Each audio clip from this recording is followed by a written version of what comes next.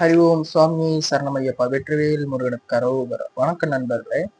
இன்னும் தேர்தலுக்கு கரெக்டா சொல்ல போனா கரெக்டா ஒரு வாரம் கூட இல்லை, அடுத்த வாரம் இனியாத்தான் தேர்தலே முடிஞ்சிருக்கும். ஆனா இதுல எனக்கு ஒரு சின்ன சந்தேகம் தான். என்ன அந்த சந்தேகம் அப்படின்னு கேட்டீங்கன்னா, இப்ப ஆளுங்கட்சிக்காரங்க என்ன சொல்றாங்க, 8,000 கூப்பன் கொடுப்போம், அந்த 8,000 கூப்பனை வச்சு நீங்க வீட்டுக்கு தேவையான அனைத்து பொருட்களும் வாங்கலாம் அப்படின்னு சொல்றாங்க. 8,000 ரூபாயிலேயே சரி, அந்த 8,000 ரூபாயில தான் எனக்கு ரொம்ப பெரிய சந்தேகமே இருக்கு.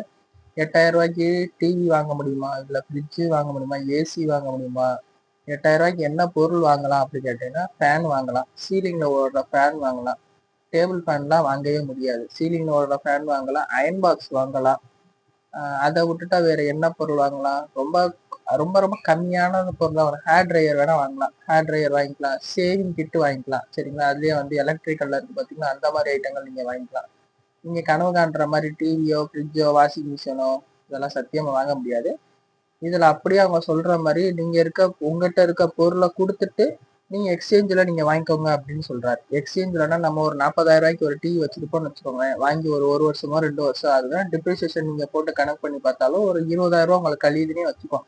20,000 பொருளை நீங்க கொடுத்துட்டு 8,000 ரூபாய்க்கு பொருள் வாங்க போறீங்களா? எந்த பைத்தியக்காரன் இந்த மாதிரி கொடுப்பான்னு எனக்கு தெரியல.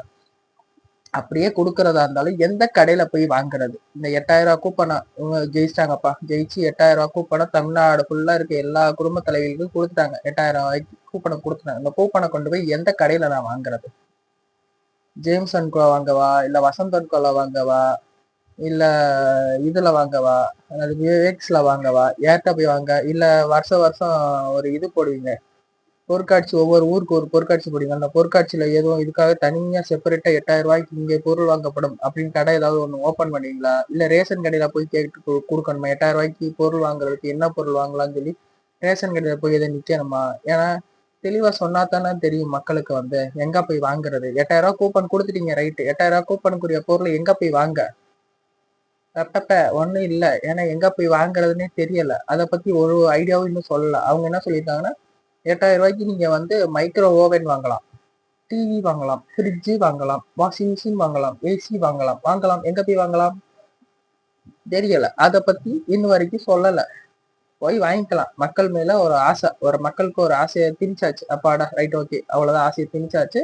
மக்கள் நமக்கு ஓட்டு போட்டுருவாங்க. மக்களை பார்த்தா எனக்கு கேன பையனாகவும் தெரியுதான்னு எனக்கும் தெரியல. 8,000 ரூபாய்க்கு கூப்பன் கொடுத்துட்டீங்க, ரைட். எங்க போய் வாங்குறது? யார்கிட்ட வாங்குறது? அந்த கடைக்காரங்க எதை நம்பி அதை கொடுப்பாங்க? 8,000 ரூபாய்க்கு அந்த பொருளை கொடுப்பாங்க. அவங்களுக்கு எப்படி இந்த 8,000 ரூபாயை கிளைம் பண்ண முடியும்? இதெல்லாம் யோசிக்க மாட்டாங்களா மக்களே? இதெல்லாம் கொஞ்சமா யோசிங்க. யோசிச்சு கரெக்டான ஆளுகளுக்கு வாக்களிங்க. தயவு செஞ்சு இந்த 8,000 கூப்பனை சொல்லி ஏமாந்துடாதீங்க. நன்றி, வணக்கம்.